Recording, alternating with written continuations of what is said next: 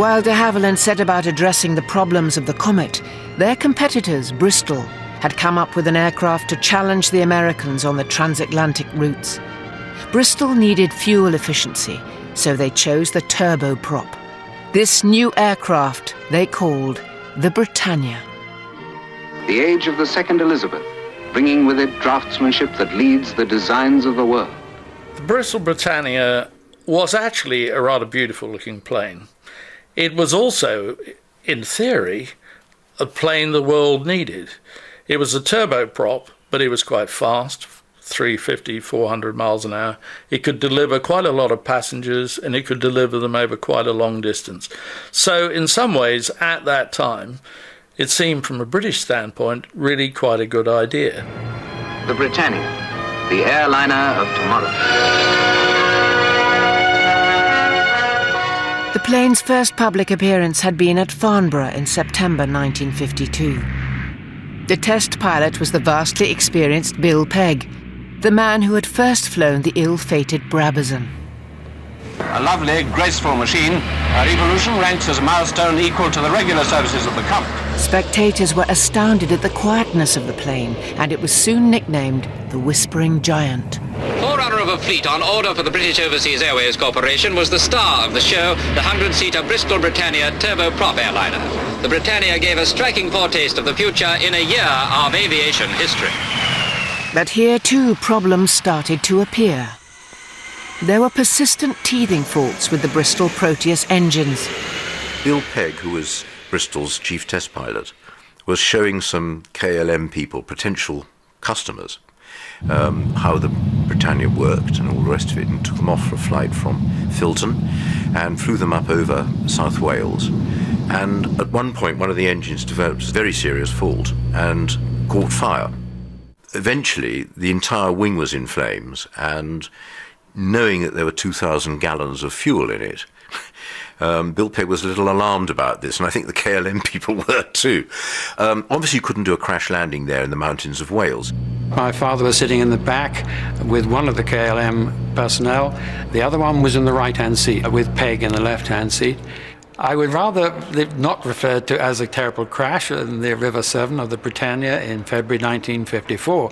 It in fact was a controlled force landing after an engine fire developed in number 3. And the fire had been raging for about 20 minutes, and they were quietly working out how long the structural integrity and the systems would continue to operate on the starboard wing. What they were frightened of course, was that the fire would be so intense, because it was fanned by the slipstream, that it would actually start melting the main spar, at which point, of course, the whole wing folds up.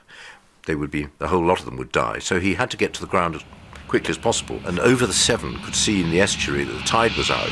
He landed on the mudflat, and they slid about 400 yards, and then just turned slightly towards the sea and came to a halt. And the fire was out, because the engines had inhaled so much mud, it had actually stopped the fire. Everybody came out and perfectly unscathed and all the rest of it, and congratulated Bill Pegg. There was relief when they got out, but that's about it. I have to say that KLM did not buy the aircraft. More than ever, Britain needed the turboprop Bristol Britannia to succeed.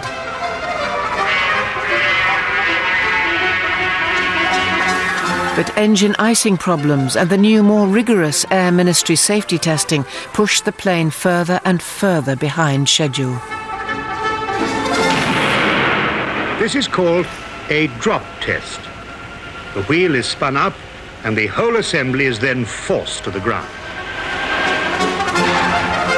In 1957, the Britannia finally made passenger service, a full 5 years after its promising debut. Her teething troubles over, the long-range Bristol Britannia goes to work in a big way.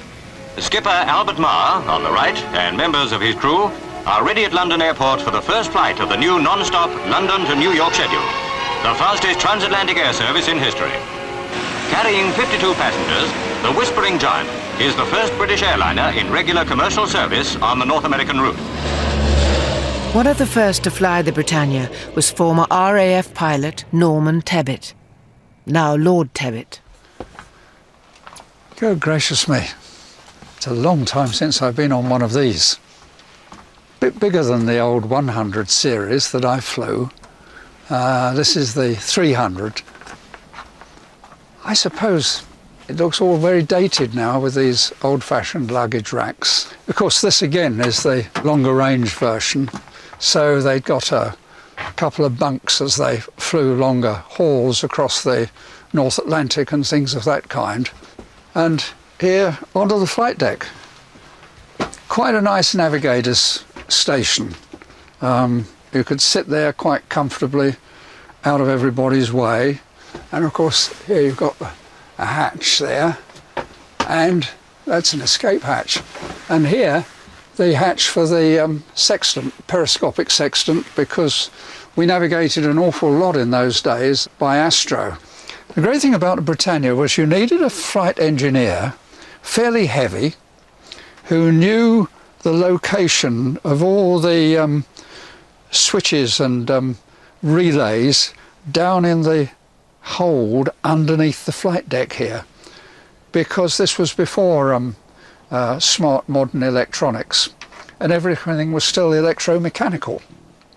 So if something stuck and didn't work, got a good engineer, he'd know which bit of the flight deck floor to jump up and down on to loosen things up. And here you are. And I was co-pilot and navigator on these things. So I'd be sitting up here somewhere. Oops, gosh. Funny, not so easy to get into these seats as it was when I was young. And a slightly strange control column here, a sort of funny yoke, not terribly conventional. Big handful of throttles. This aeroplane was way ahead of the pack. It was the first really very, very electrical aeroplane. That had a downside, of course, in that if you lost the electrics, you were in real big trouble. That's when this switch came in. And basically it would disconnect all the generators and then reconnect them again. And you should get at least some of your electrical services back again. And of course, it was known inevitably as the Jesus Christ switch, because that was the only occasion when you'd use it at that moment, when everybody on the flight deck was saying, Jesus Christ, and you'd grab it and hopefully all power would be restored. Very useful. It seemed that nothing could stop the long-range turboprop Britannia from conquering the all-important North American market. Could the Union Jack fly high again over the good old US of A? Well, yes, if you believed Bristol's promotional film, but that was quite a big if. This is the Britannia, the largest, most up-to-date turboprop airliner in the world. Mr. Peter Masefield, Managing Director of Bristol Aircraft Limited, heading a team of Bristol executives, engineers and technicians, introduced the Britannia to the major airline bases in 14 cities of America in an unprecedented 24,000-mile tour of the United States and Canada. This whispering giant from England is a real airplane. Yes, sir. I think the Britannia could have been a bigger seller if it had gone into service earlier, but partly it would have been limited by Bristol's own capacity to produce it in large numbers. Howard Hughes was interested in ordering the Britannia for TWA.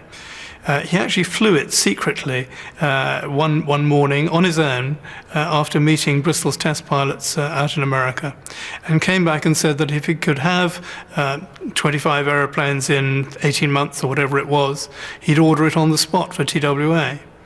But Bristol were unable to commit to producing that because they didn't have the capacity. The tour was now over, and she returned to London Airport with the assurance that soon her sister ships in number would be following the trail she had so successfully blazed through the skies and across the oceans to the new world. Despite the fanfare, the order books told the story. In the end, there were no American orders. None. The idea was that you could build a very successful jet prop plane. Well, that's great, except that the Americans were thinking, we're going to get across the Atlantic in 7 hours flat from London to New York, and the Bristol Britannia would kind of stumble its way there in about 12 hours. There have been some terrifying miscalculations. The Britannia was late, and when she did get into service for the first year of her operation, only half of the aircraft arrived within an hour of their scheduled time.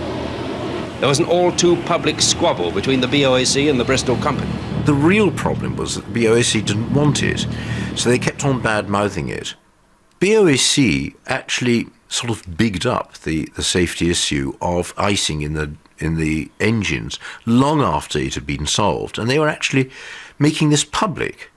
It was extraordinary for an aircraft they were contracted to buy. There was a great deal of very good design in Britain at that time, but in the end, we just simply didn't have the capacity, the people, the finances to do all the things that we were trying to do. Perhaps we were trying to do too many things and not really carry forward enough of them. It was so nearly a bloody great era, but it was screwed up by lousy management, hideously missed political decisions, and also bad specification on the part of the airlines. But what is often overlooked is that we are still a major aerospace player. In fact, we're number one in Europe, and people don't realise that. We're second only to the United States in terms of aerospace. But, oh, there's some wonderful aircraft. The Comet. It should have been the greatest thing ever. And for 2 years it was. Passengers thought it really was. The Americans themselves thought it had left them 6 years behind. Very sad. But, wow, there was some great aircraft.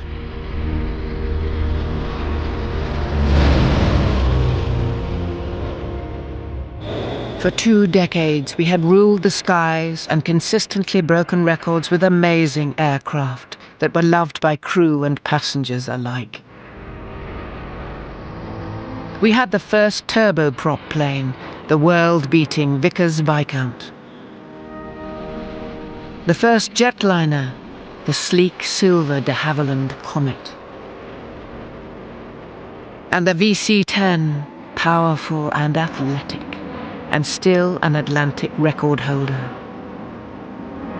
In that golden age of invention and confidence, Britain had created magnificent planes, aircraft that changed the way that the world would fly forever.